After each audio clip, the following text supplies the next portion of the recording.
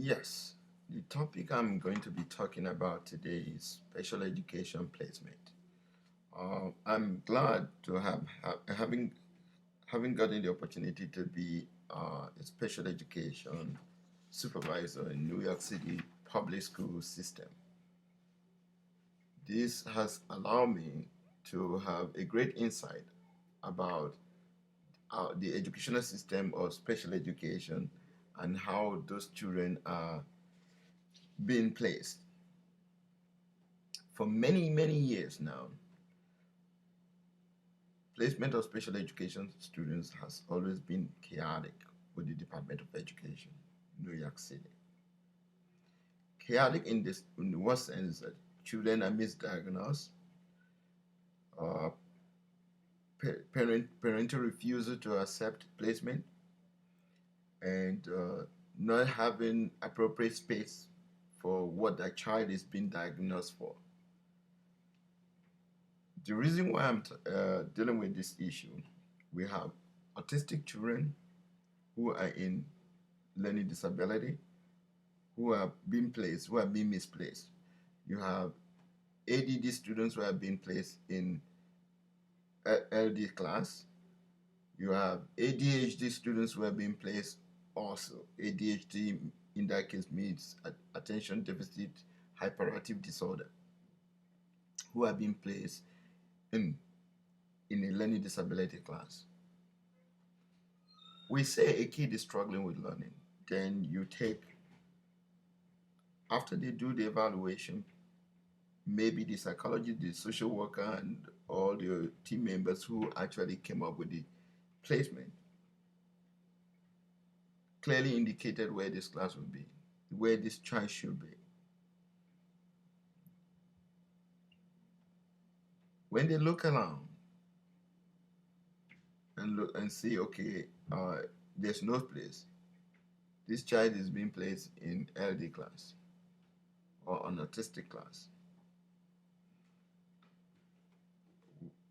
We really need to actually come up with a system that works. Coming up with a system that works for the children who are disadvantaged, for the students who don't have the ability, who are misdiagnosed. In doing this, it means that we really have to clearly set up a system that works for our children. Setting up a system that works for our children, meaning getting the experts, people who know or who have special ed background or who have psychological educational background, who have social degree, social work degree, or who have done a behavioral science degree to actually conduct the process. One of the major problems we have in New York City is that a child can be diagnosed, okay, this child like this uh, has disability one way or the other, and the parent may refuse. Oh no, I'm not putting my child in there. I'm not medicating my child, or I'm not placing this child in that class because I don't want my child to be labeled. Labeling. We are talking about hurting the child, placing the child in a class of 30 or 20 or 25 who practically even at in class of 8 the teacher really have to work almost one-on-one with that child to learn. So how are we serving this kid, placing this child or not placing this child and just allow him to go into this through the system without knowing anything or without addressing the issue? The number one issue that is that is the problem, or the number one thing that is wrong with this child has never been addressed. Some of these children actually need medical attention, and we forget about that, and we want teachers to produce. Teachers are not psychology. Teachers are teachers. They are here to teach the children so that the children learn.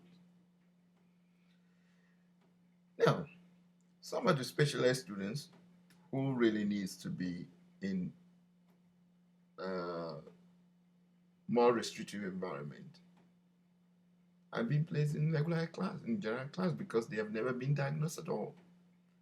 All of this thing trickle down with the problem that teachers are having in the school system.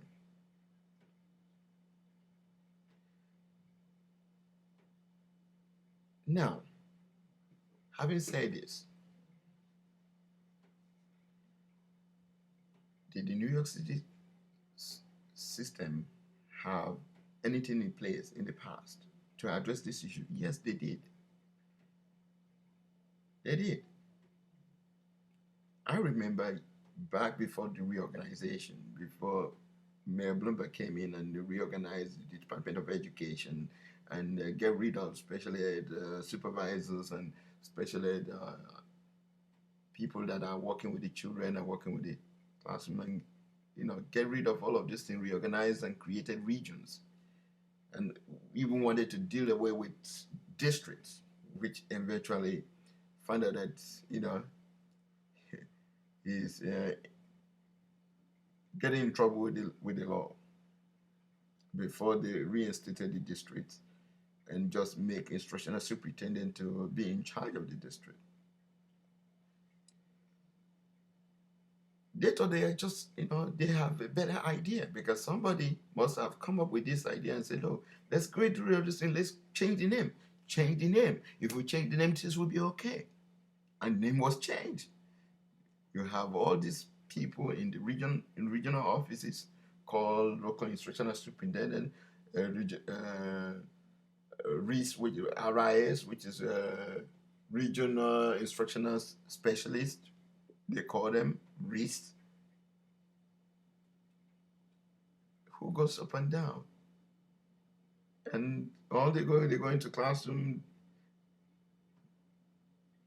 Nothing changed. It's just a bogus. I repeat again, bogus positions that they have created. I then said, all of these things not going to work. Question of time. This will not work. Changing the name and not addressing the problem will not solve our educational system in New York City.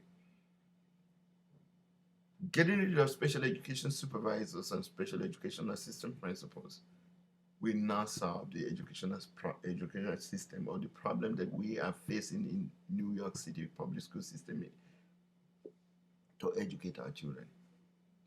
Again, it is easier to just change the name. It is easier to change people around and call it anything. It is easy to do that. But are we addressing the underlying problem? Are we dealing with the issue? No. The answer is no. We are not dealing with the issue. Since we are not dealing with the issue, the problem remains. Now, after a few years, what happened? The local instructional regional offices that were created were striped out because it is just a bogus position being created. That was created then. Now we went into what we call network, which I still think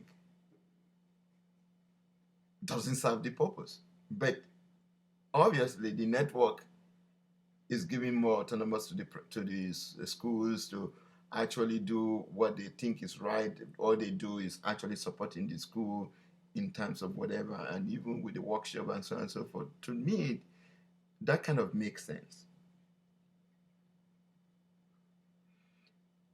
to some extent.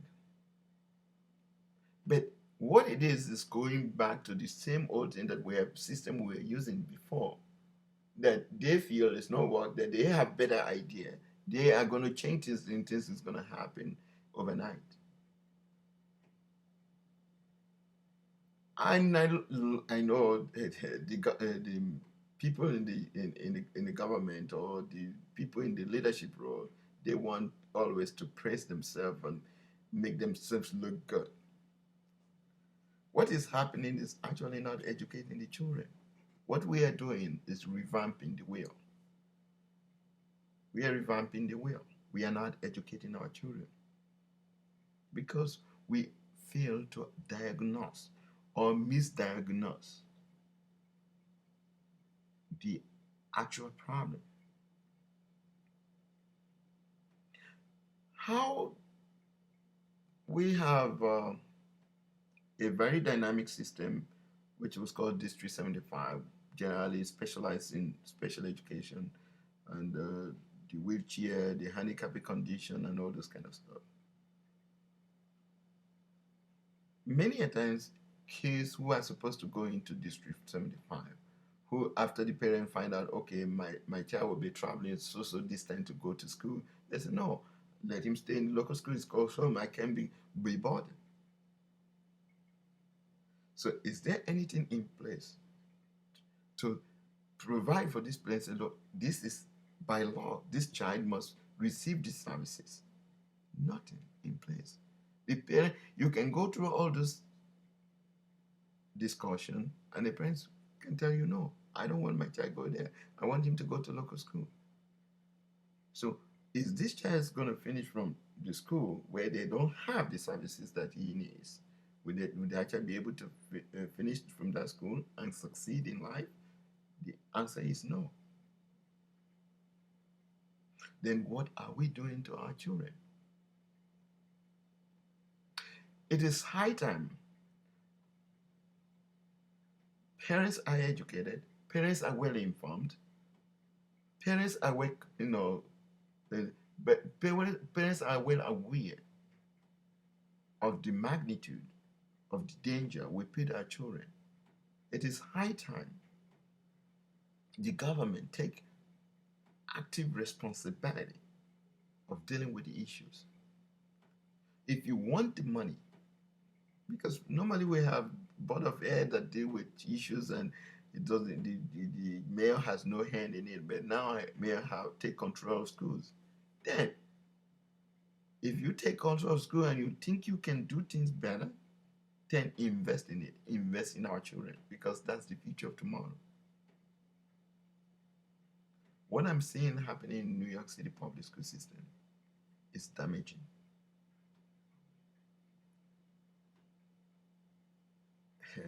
The joke of it all is the creation of Mayor Bloomberg creating what we call Leadership Academy.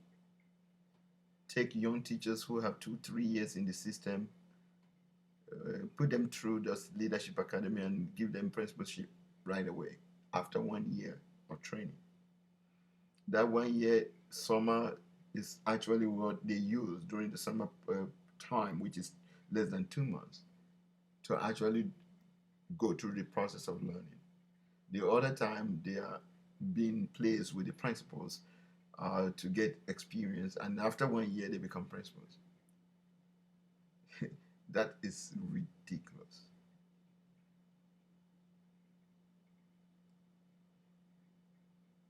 To be an expert in your field, you need experience.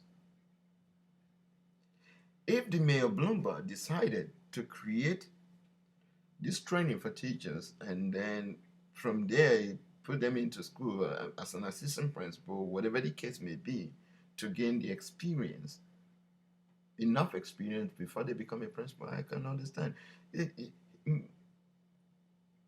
Mayor Bloomberg is only thinking from managerial point of view. He's taking our schools as a product. Education is not a product. We are not producing Bloomingdale. We are not in Bloomingdale, where you take somebody, train him for 6 months, and make him a manager. That is not, education. For anybody to have a quality leadership role in our educational system, must have experience behind their back. And you know what he started doing? And the experienced ones want to get rid of them. Yeah. systematically working to get rid of them, breaking the school system. That is where that's what he's doing, creating charter schools. Most of those charter schools don't measure up. They don't even come close, despite the fact that they have choices. They don't come close. So what are we doing to our children? What are we doing to the special education people?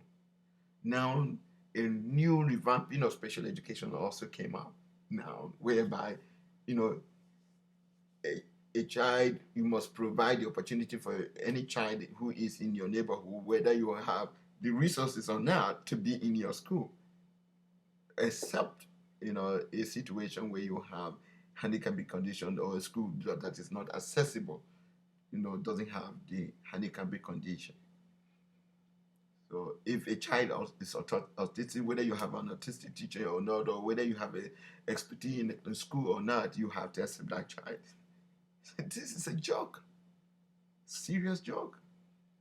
What Mayor Bloomberg needs to do, what Mayor or the Chancellor of New York City Public Schools needs to do, instead of getting all these people without experience at all making decisions for something that they have no knowledge about, they should get experts in those fields who make the determination and do evaluation and come up with a concrete solution to our problem.